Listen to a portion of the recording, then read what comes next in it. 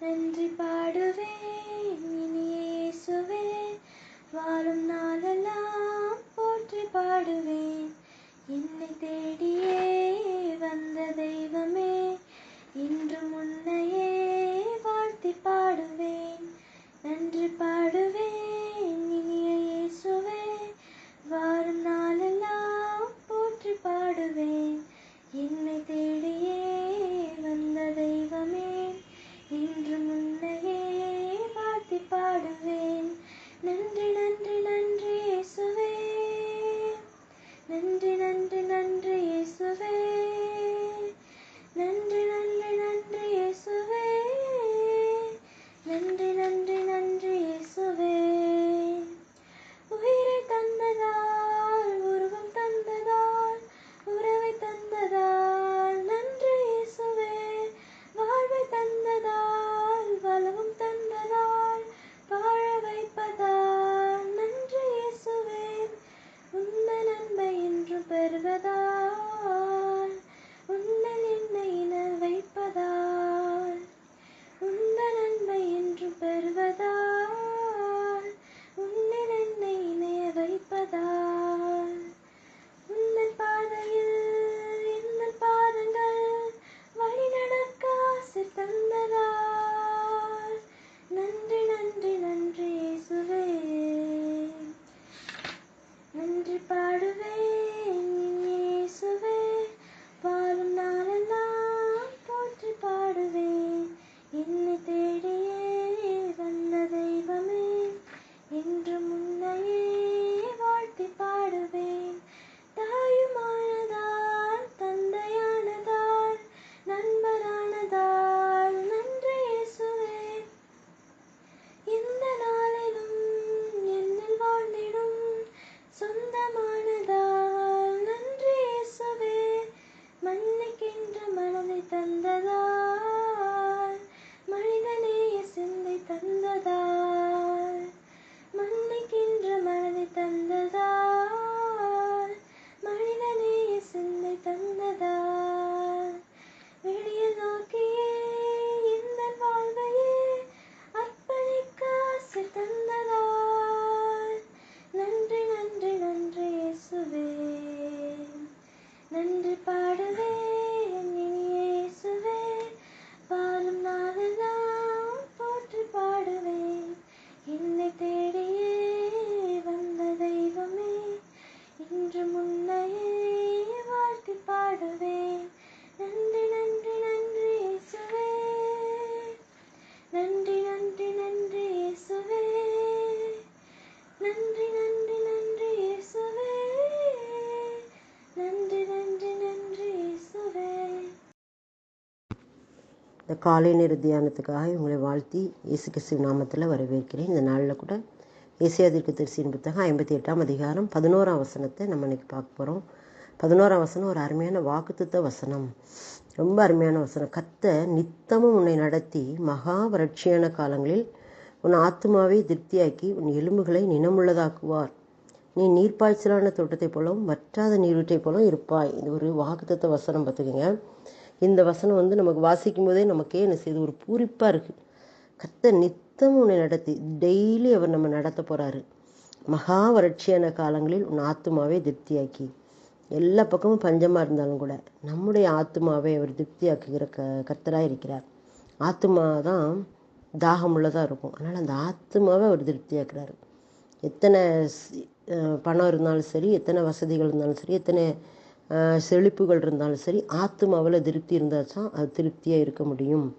அந்த ஆத்துமாவை அவர் திருப்தியாக ஆக்குவேன் அப்படிங்காரு.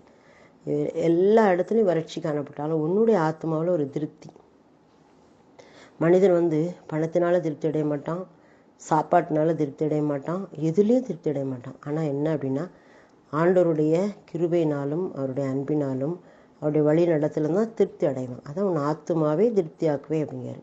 அப்புறம் பார்த்தீங்களா, உன் எலும்புகளை நினமுள்ளதாக்குவார். எலும்பு அப்படின்னு சொன்னாலே இந்த எலும்புக்குள்ளே இருக்கும் பார்த்தீங்களா, மஜ்ஜை, அதுதான் நினம்.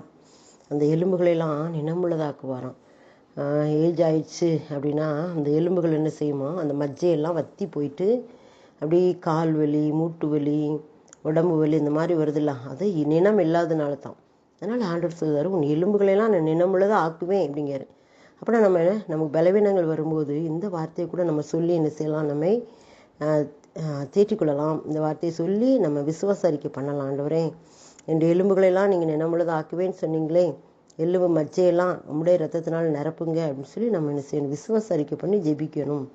அப்புறம் சொல்கிறார், நீர் பாய்ச்சலான தோட்டத்தை போலும் வற்றாத நீரூற்றை போலும் இருப்பாய். நீர் பாய்ச்சலான தோட்டம் ஆனால் எப்படி இருக்கும், எப்போ பார்த்தாலும் தண்ணி பாய்ந்துக்கிட்டு இருக்க ஒரு செடி ஒரு மரம் செழிப்பாக இருக்கும் எப்பவும். அதான் நீர் பாய்ச்சலான தோட்டத்தை போலவும் வற்றாத நீரூற்றை போலவும் இருப்பாய். ஒரு நீரூற்று இருக்குன்னா அதில் வற்றவே செய்ய தண்ணி வந்துக்கிட்டே இருக்குது, அந்த இடமும் செழிப்பாக இருக்கும். அந்த மாதிரி நம்மை மாற்றுவேன் அப்படின்னு சொல்கிறாரு. இந்த வசனம் ஃபுல்லாகவே அவருடைய செழிப்பு, அவருடைய வழி நடத்தல், அவருடைய திருப்தி, அவரை நம்ம போஷிக்கிறது எல்லாமே இதில் இருக்குது பாருங்கள்.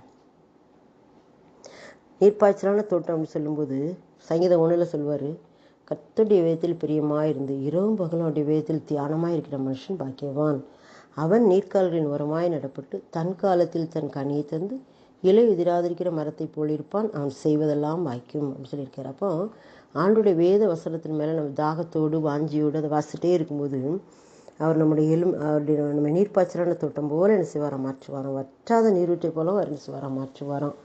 இந்த மாதிரியான கிருபை நமக்கு கிடைக்கணும்னா நாம் என்ன செய்யணும் அப்படின்னா, அவருடைய கட்டளைகளை நாம் கைக்கொள்ளணும். என்ன சொல்லியிருக்காரு, நீங்கள் உபவாசம் பண்ணும்போது எப்படி இருக்கணும், திருப்தி, இந்த பசி உள்ளிடத்தில் ஒன்று ஆத்மாவை சாய்க்கணும், சிறுமைப்பட்ட ஆத்மாவை திருப்தியாக்கணும் அப்படின்னு சொல்லுதாருல. அப்போ நான் உனக்கு இந்த மாதிரி என்ன செய்வேன், உன்னையும் நடத்துவேன். நம்ம மற்றவங்க மேலே கரிசனை உள்ளவங்களா, இரக்கம் உள்ளவங்களா காரணம் இருக்கும்போது நம்மையும் கர்த்தர் அப்படி நடத்துவேன் அப்படிங்கிறாரு.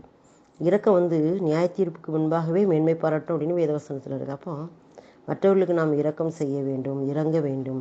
அப்படி இருக்கும்போது அவர் நம்மை என்ன செய்தார், அந்த மாதிரி இறங்கி அவருடைய காருண்யத்தினால் நம்ம நிரப்புகிறார். இந்த வசனத்தின்படி நம்மை நிரப்புகிறார். கர்த்தர் நித்தம் உன்னை டெய்லி நடத்துவாராம். மகாவரட்சியான காலங்களில் ஆத்துமாவை திருப்தியாக்குகிறார். நம்முடைய எலும்புகளை நினமுள்ளதாக மாற்றுவாராம். நம்மளை நீர்ப்பாய்ச்சலான தோட்டத்தை போல வற்றாத நீரூற்றை போல மாற்றுவாராம். இவ்வளோ பெரிய சிலாக்கியம் அவர் நமக்கு தரேன் அப்படின்னு சொல்லும்போது நமக்கு பிறகு என்ன கவலை, என்ன நமக்கு நம்முடைய காரியங்களில் என்ன குறைவு இருந்தாலும் அது நமக்கு தெரியாது. அவருடைய வழி நடத்தலுக்கு நம்ம ஒப்பு கொடுப்போம்.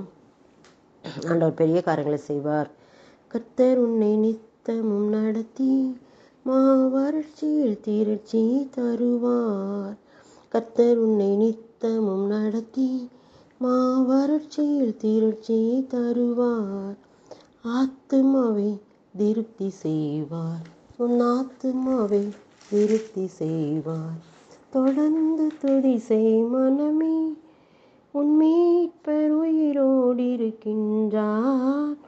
தொடர்ந்து துதி செய் மனமே, உன் மீட்பர் உயிரோடு இருக்கின்றார். துதிப்போரை கைவிட மாட்டார், துதிப்போரை கைவிட மாட்டார். அவர் சொல்லி நடக்காததேது, அவர் வார்த்தை தரையில் விழாது. அவர் சொல்லி நடக்காததேது, அவர் வார்த்தை தரையில் விழாது. சொன்னதிலும் அதிகம் செய்வார், உன்னை நன்றியுடன் பாடச் செய்வார். அப்பாவை நன்றியோடு துதிக்கிறோம். இந்த நேரத்தில் ஆண்டவரே, எங்களுக்கு கொடுத்த அருமையான வார்த்தைக்காய் நன்றி. நித்தமும் எங்களை நடத்துவேன், உன்னுடைய ஆத்மாவை திருப்தியாக்குவேன், உன் எலும்புகளை நினமுள்ளதாக மாற்றுவேன். உன்னை நீர்ப்பாய்ச்சலான தோட்டம் போலவும் வற்றாத நீரூற்றை போலவும் நீ இருப்பாய் அப்படின்னு சொல்லி எங்களுக்கு வாக்கு கொடுத்து எங்களை தேற்றுகிற தகப்பனை நமக்கு நன்றி செலுத்துகிறோம். இந்த நாளில் நீர் கொடுத்த இந்த வாக்குத்தத்த வசனங்களை வைத்து இந்த நாள் முழுவதும்